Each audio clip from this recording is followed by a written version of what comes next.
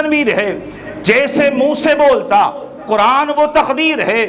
سوچتی ہوگی دل میں دنیا مصطفیٰ کو دیکھ کر کہ وہ خالق کیسا ہوگا جس کی یہ تخلیق ہے، وہ خالق کیسا ہوگا جس کی یہ تخلیق ہے۔ اور امام احمد رضا خان بریلوی رحمۃ اللہ تعالی علیہ نے کمال کر دیا، آپ نے فرمایا سرور کہوں کہ مالک و مولا کہوں تجھے، باغ خلیل کا گلے زیبا کہوں تجھے،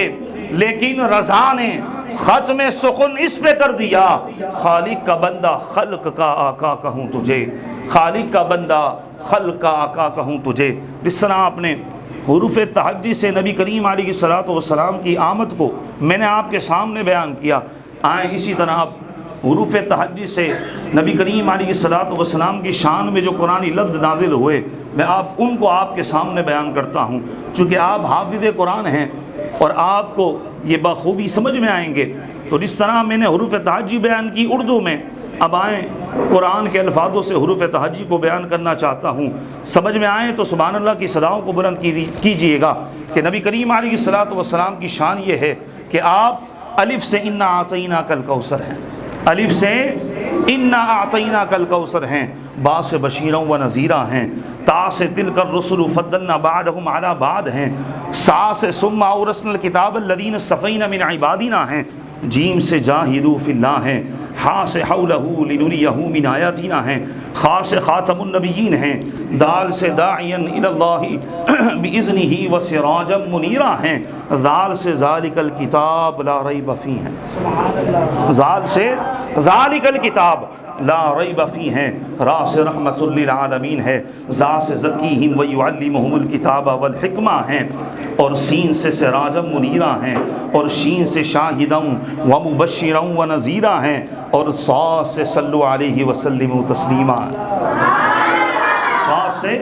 صلو علیہ وسلم تسلیما ہیں، دعا سے ضیاء و ذکرا مبینا ہیں، طا سے طٰہٰ کے حامل ہیں، طٰہٰ ما انزلنا علیک القرآن لتشقی، ظا سے ظاہرا و باطن ہیں، عین سے عزیز علیہ ما عنتم حریص علیکم بالمؤمنین رؤوف الرحیم ہیں،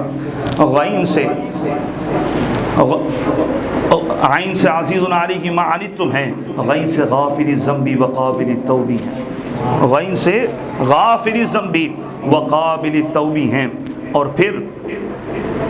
صاد لام سے لقد من اللہ علی المؤمنین اذ بعث فیہم رسولا،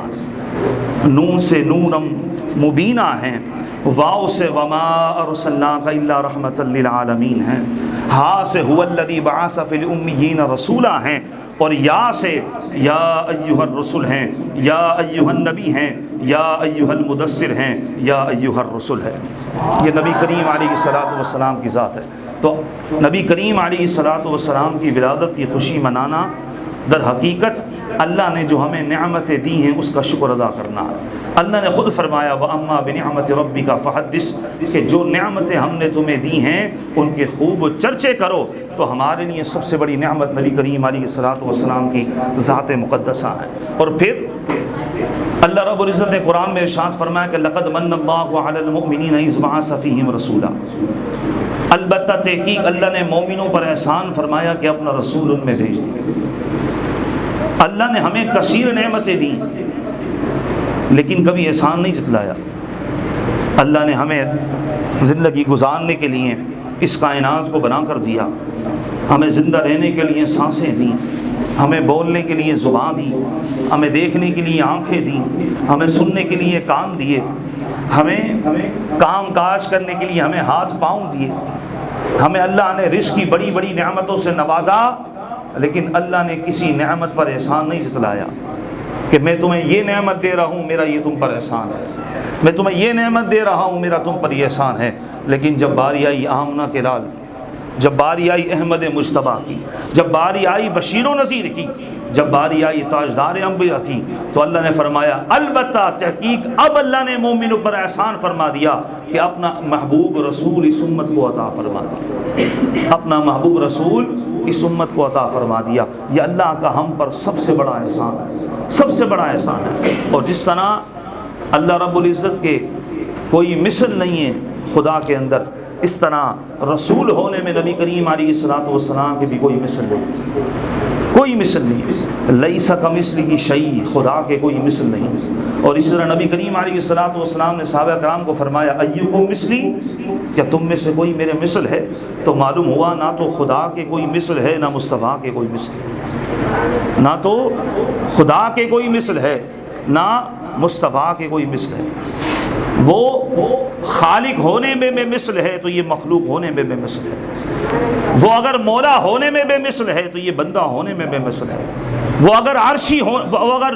عرشی ہونے میں بے مثل ہے تو یہ فرشی ہونے میں بے مثل ہے، وہ اگر خدا ہونے میں بے مثل ہے تو یہ مصطفیٰ ہونے میں بے مثل ہے۔ عزیزان گرامی،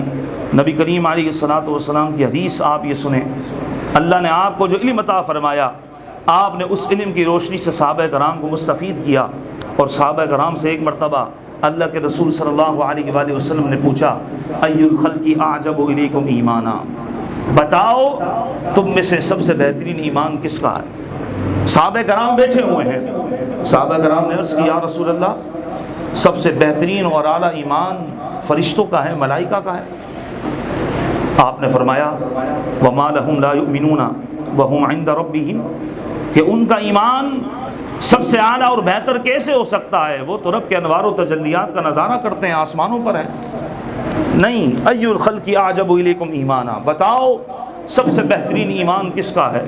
پھر صحابہ کرام نے عرض کیا یا رسول اللہ النبیون، پھر نبیوں کا سب سے اعلیٰ ایمان ہے؟ تو آقا کریم علیہ الصلوۃ والسلام نے فرمایا وما لهم لا يؤمنون والوحی ینزل علیہم، کہ ان کا اعلیٰ ایمان نبیوں کا کیسے ہو سکتا ہے؟ ان پر تو وحی نازل ہوتی ہے، ان پر تو وحی نازل ہوتی ہے، وہ ایمان نہیں لائیں گے تو کون لائے گا؟ لا،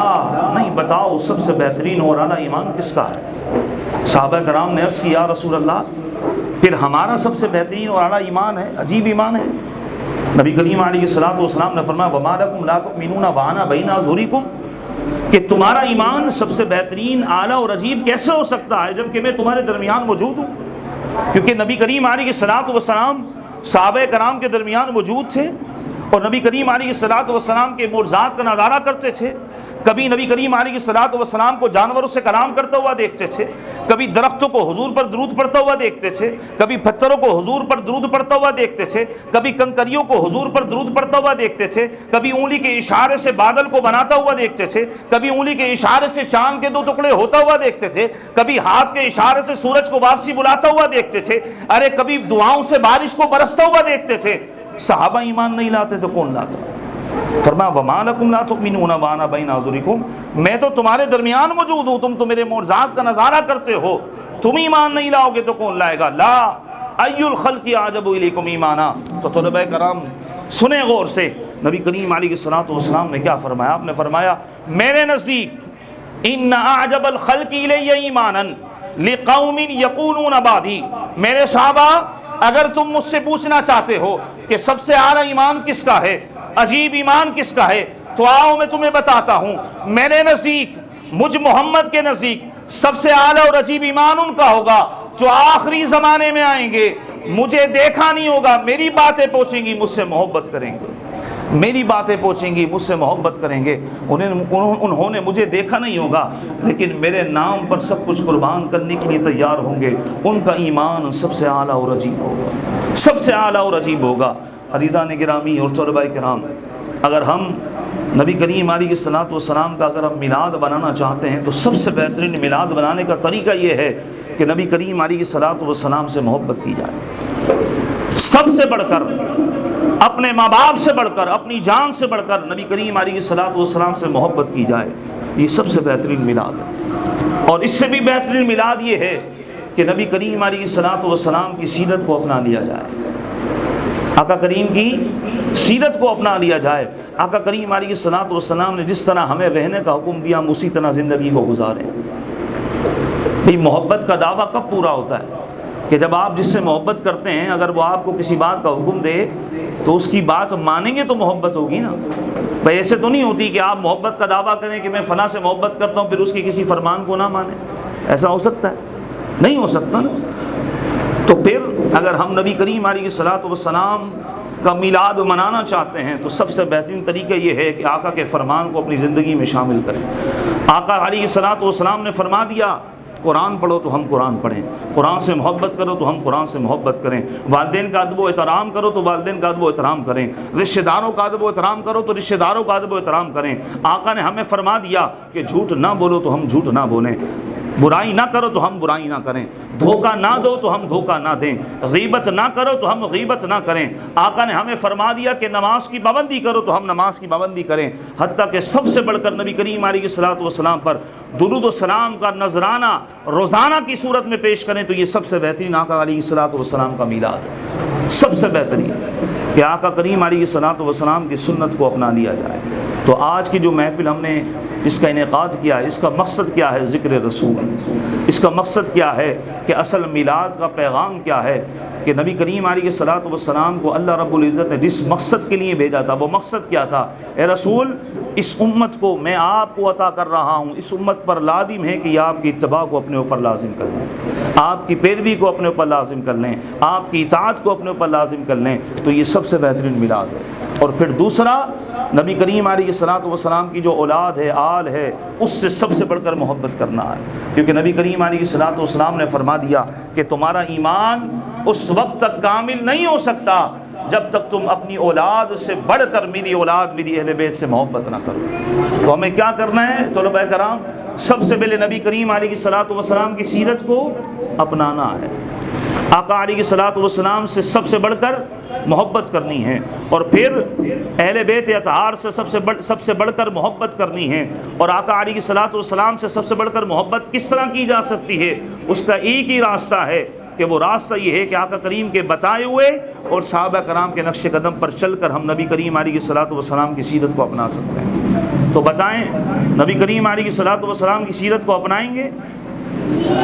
آقا کریم علیہ الصلوۃ والسلام سے محبت کریں گے؟ آپ کی اولاد سے سب سے بڑھ کر محبت کریں گے؟ اپنی زندگی کو سنت کے مطابق گزارنے کی کوشش کریں گے؟ قرآن